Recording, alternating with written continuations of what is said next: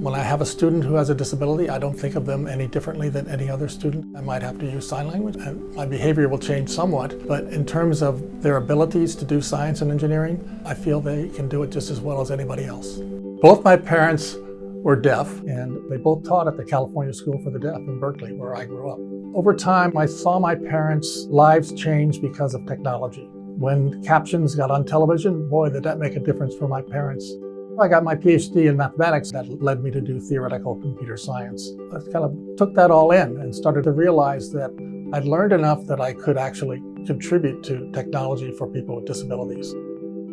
Around the mid-1980s, I got involved with the deafblind community here in Seattle, and I could see a real need for technology there.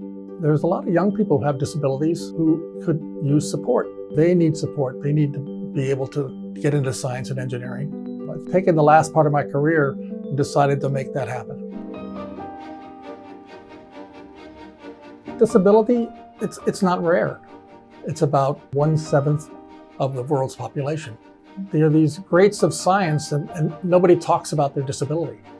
Not very many people know that Thomas Edison was deaf. Isaac Newton was epileptic his entire life. Albert Einstein was dyslexic.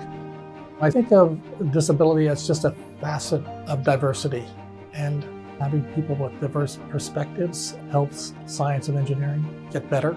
Diverse groups working on technology get better results.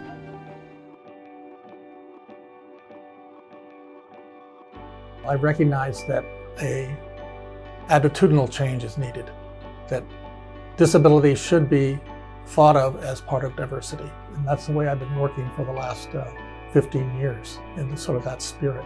I've decided to have workshops for people with disabilities. Access CS for All is a relatively new project, and through that work, we're continuing the development of accessible technologies for youth doing computer sciences. Access Computing, it's an alliance, and we have about 62 partners currently.